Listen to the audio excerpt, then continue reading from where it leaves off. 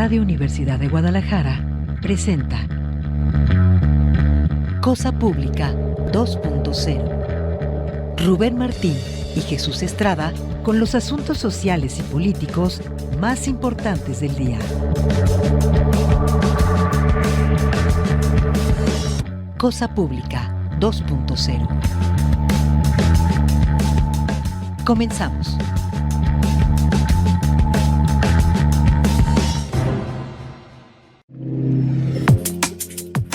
¿Qué tal? Bienvenidos a Cosa Pública 2.0, esta versión abreviada luego de esta importante sesión en el Congreso del Estado de Jalisco que homenajea a la Universidad de Guadalajara, a esta universidad pública por cumplir sus primeros 100 años de la refundación. Enhorabuena a toda la comunidad universitaria.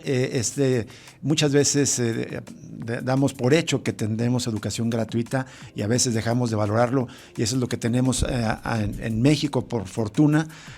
A diferencia de otros países que tenemos la oportunidad de hacer estudios de educación media y superior en universidades públicas, universidades gratuitas. Bueno, no son gratuitas, son públicas y que son sostenidas con los recursos de toda la sociedad. Enhorabuena por estos primeros 100 años de la Universidad de Guadalajara y todo el esfuerzo de todos quienes integramos esta comunidad universitaria, y nosotros nos sumamos a los festejos como parte de este medio público que es Radio Universidad de Guadalajara en este espacio Cosa Pública 2.0. Hoy tenemos, no vamos a alcanzar a compartirle toda la información, pero al menos 3 asuntos que sí vamos a abordar. El primero es la protesta de los productores de maíz, estos bloqueos carreteros para exigir un pago del precio de tonelada de 7,200 pesos al menos para que les ajuste después de todo lo que tienen que invertir, pero hay reticencias del gobierno federal. De hecho, hace unos minutos, en una entrevista exclusiva con Josefina Real aquí en Señal Informativa, segunda emisión, el secretario de Agricultura y Desarrollo Rural del Gobierno de México, Julio Verdeguer Sacristán, dice que que es imposible pagarles a los maiceros 7,200 pesos la tonelada, pero les ofrece alternativas. Pero les vamos a presentar toda la información relativa a esta protesta de los productores de maíz. Tendremos una entrevista también con Ana Carolina Chemiak, quien fue codirectora del Centro de Justicia para la Paz y el Desarrollo y que se ha despedido de este puesto, y con ella vamos a hablar sobre los desafíos que enfrentó en esta década que estuvo en esta ONG que ha estado al frente de importantes temas de derechos humanos. Tendremos también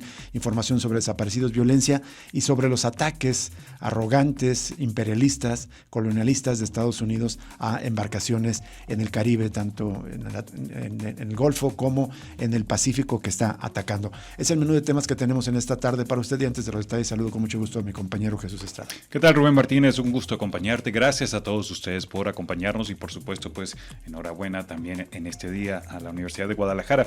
Vamos a partir con el resumen de lo que ha sucedido en torno a esta protesta de productores de maíz, no solo en Jalisco, sino en otras entidades del país. Que por cierto, en Canal 44, en sus redes sociales, hace unos instantes informaron que los agricultores liberaron el circuito metropolitano sur y la carretera Anex-Tipac. De esto después de una reunión que hubo con el gobierno de Jalisco, se acordó la liberación de esas 2 vías, pero se mantienen los bloqueos en otras 9 vialidades, así como en 2 puntos de ferrocarril. Y esto es porque no han llegado a un acuerdo las partes, representantes del gobierno federal, también de los estatales y los productores de maíz. Tal como escuchamos en esta exclusiva, el secretario de Agricultura dice que es imposible pagar lo que piden los productores, que son 7,200 pesos por tonelada. Vamos a hacer un resumen de lo que ha sucedido. Por una parte, los productores de maíz rompieron, esto fue antes, las negociaciones con el gobierno federal tras más de 3 horas de diálogo sin alcanzar acuerdos sobre el precio de la tonelada del grano. En NTR conversaron con Ricardo Hernández, productor de Zapotlán del Rey y uno de los representantes del movimiento campesino. Él acusó justamente al secretario de Agricultura, Julio Verdeguer, de mentir y de carecer de sensibilidad ante la crisis que enfrenta el campo mexicano.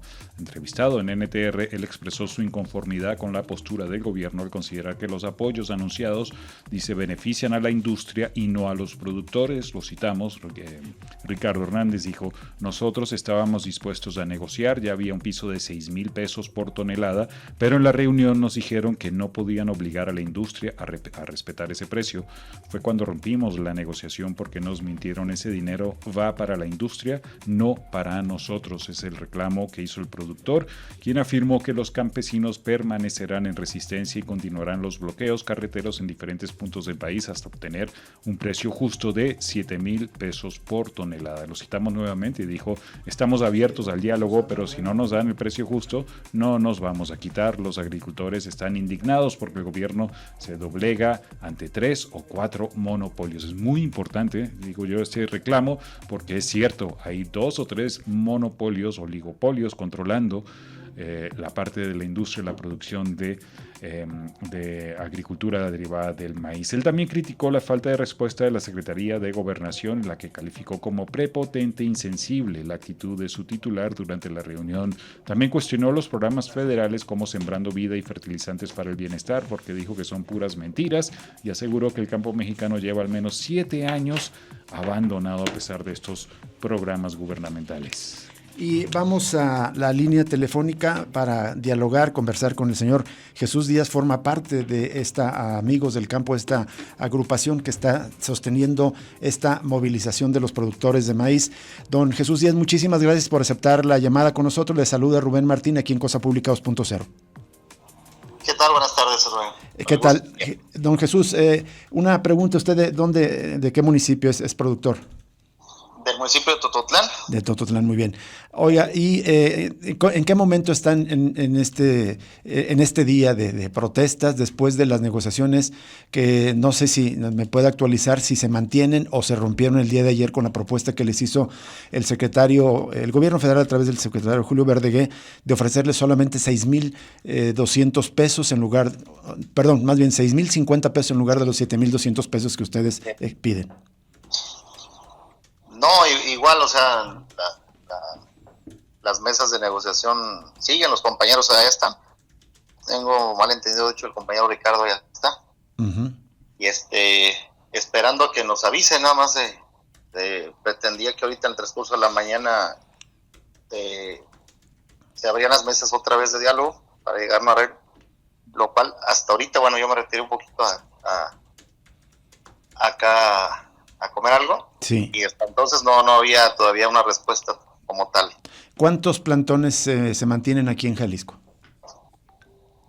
De los que yo tengo conocimiento, es 2, 3, serían como 6. 6 plantones.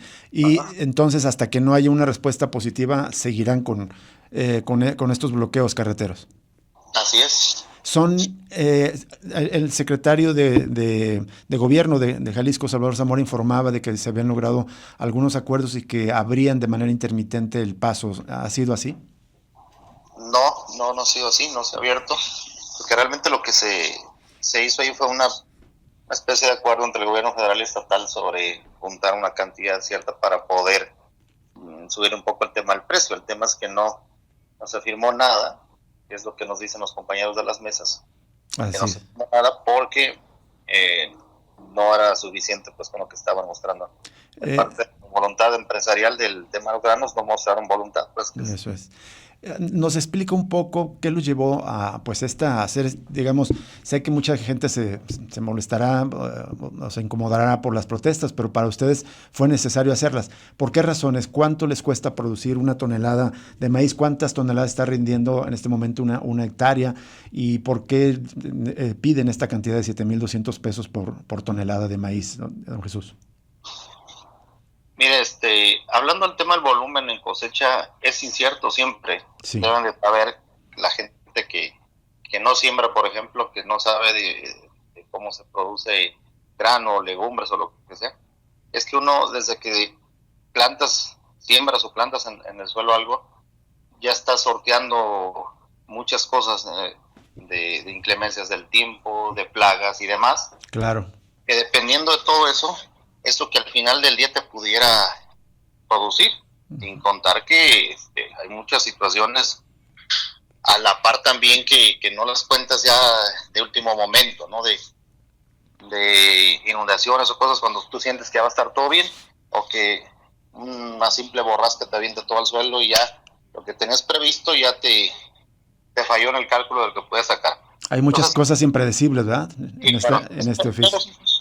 Todos esos factores se conjuntan a la producción final, que si uno tuviera la garantía de voy a sembrar y voy a sacar de a 13 toneladas por hectárea, a lo mejor yo te puedo hacer tu cálculo, decir, pues yo gasto tanto en insumos y esto es lo que me va a quedar, pero desde ahí es incierto. Claro. Entonces, con toda esa incertidumbre que ya lo vio uno por cómo estuvo este año en el tema temporal, que si bien para muchos compañeros es bueno, la parte de donde no es tan plano es bueno, que lleva más, no es así con las partes planas, donde se le queda mucho el agua, las inundaciones y más.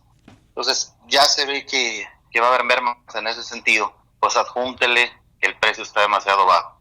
Si hablamos que gentes que se dedican a sembrar un poquito más en cuanto a terreno tienen que contratar gente para poder hacer todos los trabajos que tienen que ver con esto. No siempre es la tecnología de avionetas o de drones, que pareciera que también cobran, obviamente. Claro.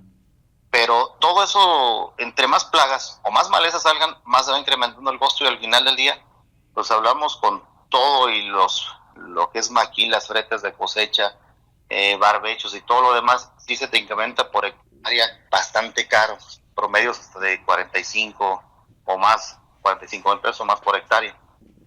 Y entonces el precio que está ahorita a veces queda por debajo de los que ustedes invierten en producción un hectárea. Claro, y hay que señalar algo. La gente de tomas les llega el maíz allá, porque si uno le sale mal o no salen los costos, pues si una tonelada llevas a una reciba es la misma que ellos comercializan. Claro. Si tú llevas 1,000 es lo mismo que ellos comercializan. Entonces, los que se dedican a hacer el negocio son los acaparadores de las cosechas. ¿Quiénes son aquí en Jalisco los acaparadores? Pues hay muchísimas ventanillas que le digo que las manejan grupos que todos se desprenden, la mayoría del grupo Gruma. Eso es. En su mayoría, ¿no? Sí. Y hay otros que son más locales, como son forajeras y demás, que se dedican a comercializarlo más a través de lo que es el consumo animal, el consumo de ganado y eso. Pero ellos sí de repente varían un poquito los precios, pero es un porcentaje menor a lo que se comercializa para el tema del consumo humano, que a través de la tortilla y de otros productos, ¿no?, que tienen que ver con la harina de maíz. Eso es. Le comunico a mi compañero Jesús Estrada para unas preguntas más, don Jesús. Okay. ¿Qué tal, don Jesús? Un gusto saludarle. El gusto es mío, a la orden. Quería preguntarles eso, justo lo que está comentando de los acaparadores en general de la industria, porque escuché declaraciones de Ricardo Hernández, otro productor de Zapotlán, que él dice que el problema es que está concentrado en la industria, concretamente dice de 3 o 4 empresas que son una especie de monopolio. Ellos son los que se quedan con el dinero. ¿Nos explica un poco esa situación? ¿Qué es lo que sucede, digamos, a nivel de las grandes industrias acaparadoras? Sí, fíjese que es un pendiente que siempre tenemos como agricultores, que al final de cuentas nosotros no entendemos, es la parte que le toca al gobierno explicar. ¿Por qué no hay un control en insumos, en lo que es el costo de la semilla que uno compra para la semilla híbrida, la semilla tratada para el tema de la siembra, los fertilizantes, las fórmulas, los plaguicidas, los insecticidas, herbicidas y demás? No hay un control sobre eso, no hay como que hay una tabla de precios que ellos lo manejen al consumidor, en este caso que somos nosotros agricultores. Tampoco lo hay al revés en el tema de la compra de los granos. Y sí sabemos de que sí hay detrás un monopolio, como bien lo dice, que lo menciona el compañero, que ellos lo agarran y lo compran. No sé, al final del día me preguntaban hace rato cómo lo harán allá. Le digo, no tengo el conocimiento total ya en la macroeconomía, que tiene que ver ya con temas de los tratados internacionales, cómo es que se maneje ya. Lo que sí hemos sabido y lo tenemos bien comprobado es que los granos de calidad, como es el grano mexicano, calidad en alcoholes, en almidones, en aceites, sí se usa con el fin, y de repente te compran maíces transgénicos, que si bien ya no son buenos para el consumo humano, como maíces ya deshidratados, o ya que ya vienen con algunas propiedades, como lo mencionaban en otras, que es los alcoholes, los almidones, los aceites, ya se lo quitaron, ya nomás avientan lo que sobra, y eso lo mandan también para meterlo al tema de la industria de la tortilla. Entonces eso nos deja en una competencia desleal, que no vemos de parte del gobierno que se controle. Claro, y se supone que están prohibidos la producción de transgénicos, pero pues entra vía importación, bien como comenta también. Una pregunta entonces, si aumentaran, digamos, el costo, si les pagaran lo que exigen, 7,200 toneladas, ¿habría manera de evitar que se disparen los precios para el consumidor final en las tortillas? Digamos, ¿no se tendría que traducir en un aumento de las tortillas o sí? Realmente es algo que en la pregunta está la respuesta ya contestada. La tortilla, ¿cuándo hemos visto que baje? No. Y el precio sí es muy variable en el tema de un año está un precio, el otro año está otro precio. Y yo creo que siempre en cualquier producto, quienes nos dediquemos a vender cualquier cosa, desde el que vende chicles en la calle, si él el costo inicial se lo dan en $1 y le quiere ganar el 100%, lo dan 2. Eso es algo, una lógica simple. Entonces acá no nos da el hecho que te lo quieran comprar a $4, luego lo vamos a transformar en 25, 27 pesos. Claro. Al consumidor final. Y claro, ese es tu control, esa parte. Si se supone que la materia prima básica de la tortilla es el maíz, ¿por qué te lo pagan tan barato y ellos lo comercializan así? Precisamente porque detrás de la industria que mencionamos hace rato, esos monopolios son los que hacen su agosto siempre.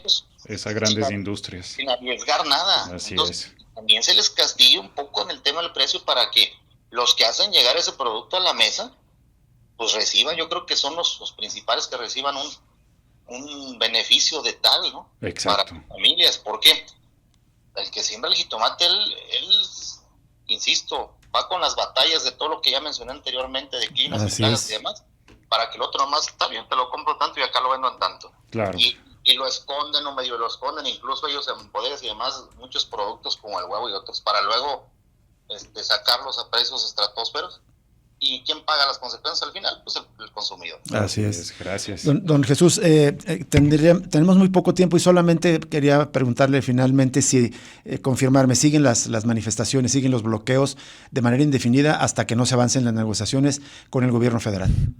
Eso es lo que se dice entre los compañeros y perfecto, es lo que se trata ahorita. Muy bien, si nos permite, seguimos en contacto con usted en los próximos días también para seguir informando al auditorio de Jalisco a través de Radio Universidad de Guadalajara. Sí, claro que estamos al pendiente. Gracias de nuevo, don Jesús Díaz. Él es agroproductor allá en el municipio de Tototlán. En toda esa zona hay muchísimos productores que están movilizados justamente. Solo un dato nomás, así para comentar como contexto ahorita que hablábamos de todo esto. Solo hay que recordar que Altagracia Gómez Sierra, quien es la representante del sector empresarial en los diálogos con Claudia Sheinbaum, es hija de Raimundo Gómez Flores, un empresario mexicano que creó el conglomerado alimentario Minsa, que es la segunda empresa productora mundial de masa de maíz. Y el otro, Grumman, los que se han referido, fue fundada por Roberto González Barrera y ahora dirigida por los hijos del mismo nombre, Roberto González Gutiérrez, una familia extremadamente vinculada al poder, especialmente a la familia Salinas de Gortari. Roberto González Barrera fue uno de los patrocinadores de la fortuna de Raúl Salinas de Gortari, digo patrocinadores entre comillas, es decir, había cruces entre este grupo empresarial y el grupo político de los Salinas, de tal manera que han sido cuando se habla de oligarquía, es decir, grandes empresarios con grandes vínculos con el político, pues él es parte de la oligarquía, por eso se ven beneficiados, es decir, claro que hay mucho trasfondo y creo que, aunque fue muy breve, fue muy explícito Jesús Díaz en explicarnos que finalmente ganan los acaparadores. Solamente ese dato que nos dice, si le están pagando a 4,000 pesos la tonelada del maíz, el kilo de maíz sale a 4 pesos. El kilo de tortilla nos lo estamos comprando a 22, 24 pesos. ¿Quién demonios gana ahí? Me parece que solamente esa numeralia nos da mucho que decir. Nos vamos a la pausa aquí en Cosa Pública 2.0 y regresamos con más información.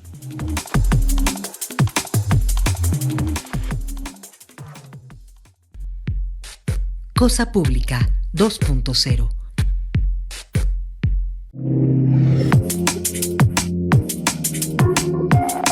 Seguimos en Cosa Pública 2.0. Bueno, hay muchísima información, pero vamos a presentarle lo más relevante.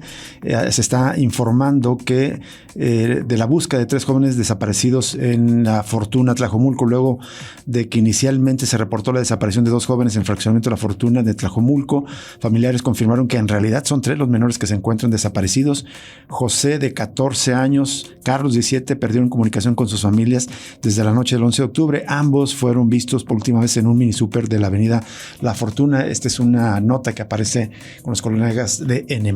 Ahí cuenta que Martín Saucedo, el padre de José, contó que su hijo llegó a trabajar en la tarde y pidió permiso para salir a la calle con Carlos, un vecino, casi a las 8:30 de la noche, pero no regresó. Dice, no son los únicos, en referencia a Ignacio Maciel Méndez, un joven de 20 años, quien también se encuentra desaparecido desde el 28 de septiembre. Y bueno, en otras notas que ya les dejamos en redes sociales, están pidiendo que se esclarezca las cifras del registro estatal y nacional de personas desaparecidas, una exigencia de Tonantzin Cárdenas, diputada del Partido Futuro de la Comisión Especializada en Materia de Desaparición de Personas. En tanto, los colegas de NTR publican la historia de Fermín, la esposa de este hombre que desapareció desde el 21 de octubre de 2021 en Tala. Dice que hay negligencia en el trato de las autoridades. Y hay este otro tema, Jesús, en que ya lo presentabas, hablabas al principio de esta violencia relacionada al fútbol. El cielo estaba despejado y el sol caía fuerte sobre la parroquia y santuario de Nuestra Señora de Santa Anita en San Pedro, Tlaquepaque. Esto donde se llevó a cabo la misa del cuerpo presente de Lalito, joven de 16 años, asesinado el 24 de octubre. Había comenzado el mediodía y la tristeza se respiraba en cada rincón, dice esta crónica de los colegas de Diario Milenio. Ahí traen declaraciones de la madre de Lalito, que es el joven, la víctima, el joven asesinado, y también de otros allegados y familiares. Todos piden justicia, obviamente, pero también algunas personas, como una vecina del barrio donde vivía el joven, pues lamenta que el deporte, dice, no debería vestirse de tragedia. Esto es una situación sumamente grave, que hay que atender la violencia en torno al fútbol. En esta nota de Milenio lo presentan también como contexto. Solo recordar pues que se supone que viene el Mundial de Fútbol para el próximo año, que se va a celebrar en parte aquí en Guadalajara, y mientras tanto estamos viendo la violencia relacionada con este deporte. Y terrible jornada este día. Estados Unidos atacó a 3 embarcaciones y mató a 14 tripulantes solamente en este día, acusándolos supuestamente sin presentar ninguna prueba, actuando en aguas internacionales, es decir, de manera ilegal, solamente porque son el imperio, porque han desplegado a 10,000 marinos en esta parte del Caribe. Bueno, ya van 60 personas que Estados Unidos ha asesinado en el último mes. Vamos a una pausa y regresamos con la entrevista de esta tarde.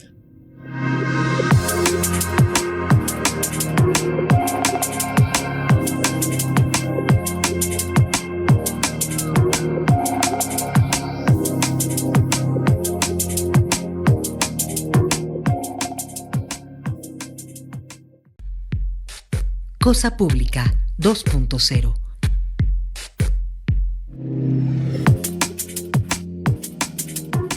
Seguimos en Cosa Pública 2.0 y saludamos, le agradecemos enormemente, doblemente a Ana Carolina Echemilla la paciencia por esperarnos, por estos cambios que hubo, contratiempos que hubo en el programa de este día, pero vamos directamente a cederte la palabra porque, bueno, queremos conversar contigo sobre lo que dejas después de 10 años de estar al frente del Centro de Justicia para la Paz y el Desarrollo. Ana Carolina Echemilla, muy buenas tardes. Muy buenas tardes, Rubén. Buenas tardes, Jesús. Buenas tardes al auditorio y muchas gracias por este espacio y por la invitación. Pues nos compartes la información, se dio a conocer en un comunicado que pues es exactamente qué ocurre. ¿Dejas solamente la dirección o también sales de CEPAD, Ana Carolina Echemilla?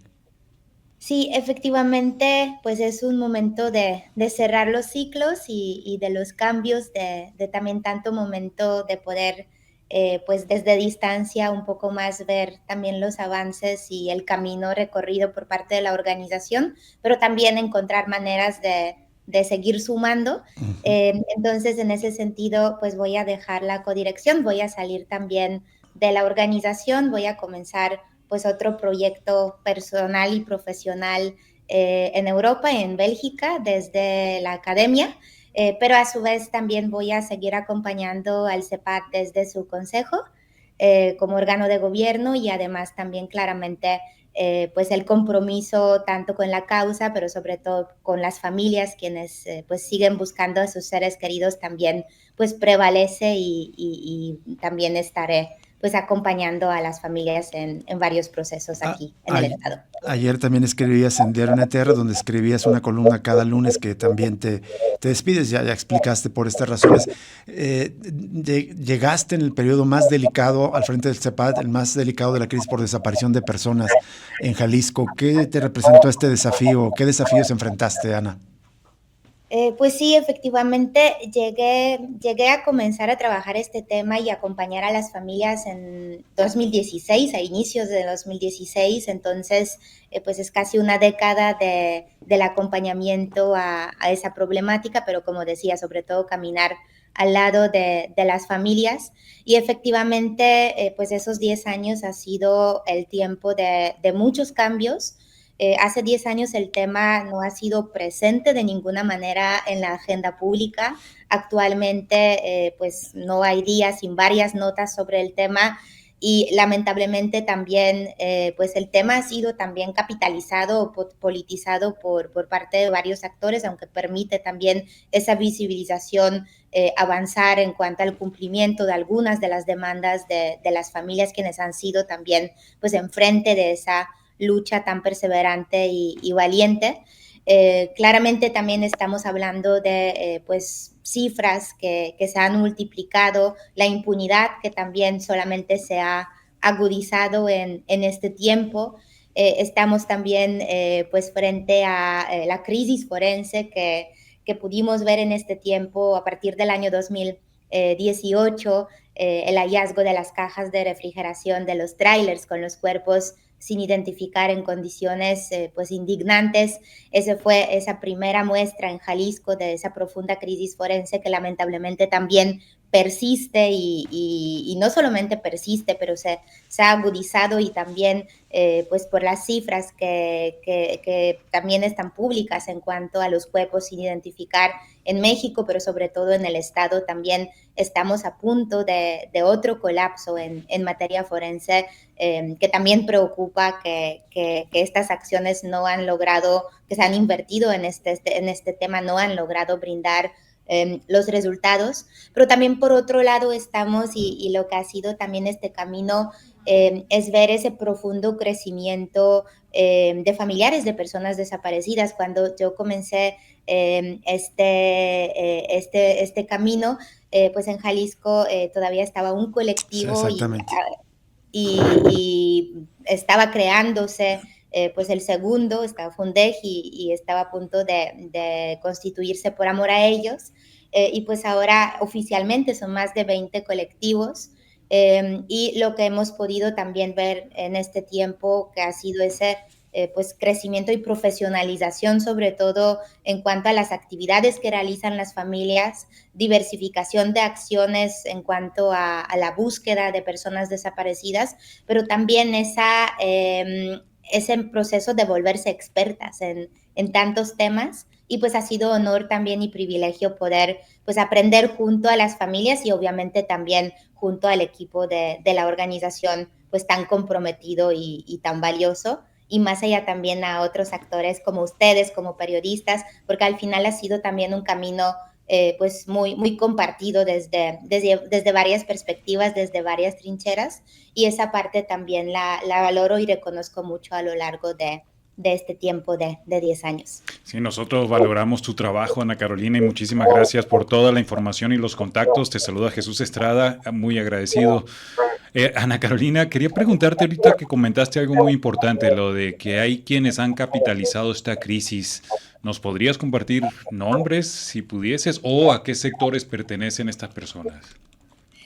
Pues creo que lo hemos podido ver de manera muy clara. Igual no tampoco me gustaría mencionar nombres de forma muy específica, pero hemos podido ver cómo también pues desde pues distintas pues autoridades, pero también otros actores, pero principalmente tanto de los poderes ejecutivo y legislativo a lo largo de estos años se han tratado de generar varias acciones con las familias o sin las familias, pero colocando en su agenda el tema no necesariamente de forma, de tal manera que permite la participación de las familias o atiende sus necesidades y cómo también a través de estas acciones pues han tratado de generar o aprovechar distintas situaciones y más en búsqueda de los intereses particulares sobre todo, por ejemplo, políticos, que realmente pues abonara al acceso a la verdad y a la justicia.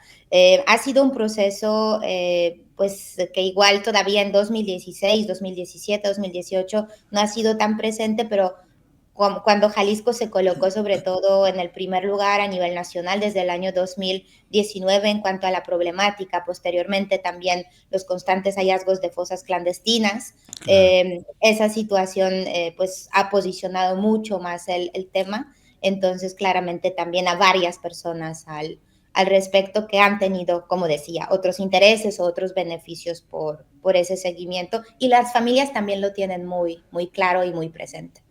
Ana, pues ya prácticamente nos queda un minuto, es difícil responderlo en este tiempo, pero ¿cuál, digamos, es tu impresión de cómo han tratado los distintos gobiernos con los que te tocó lidiar esta crisis?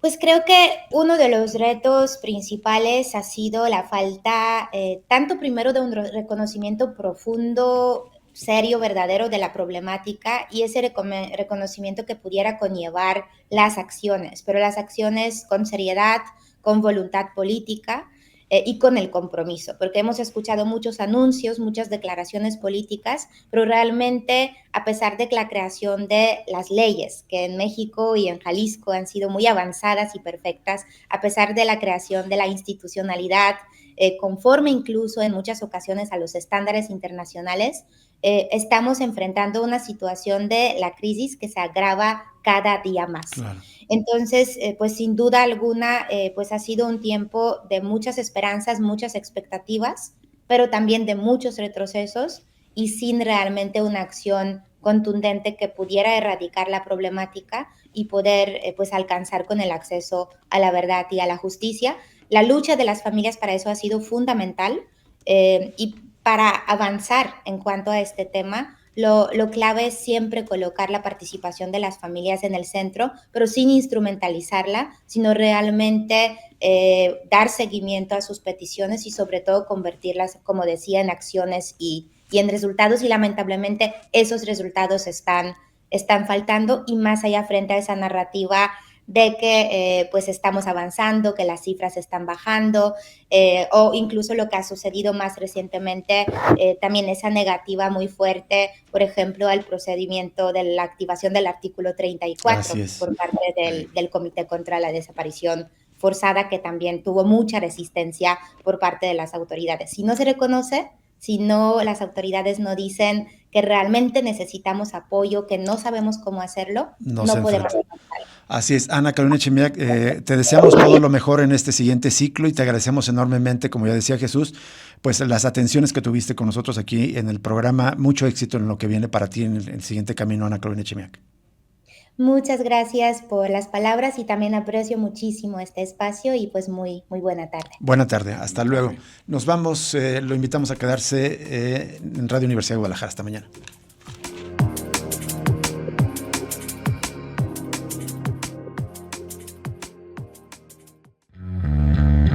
Radio Universidad de Guadalajara presentó Cosa Pública 2.0. Rubén Martín y Jesús Estrada con el análisis crítico de la actualidad. Cosa Pública 2.0. Gracias por escucharnos.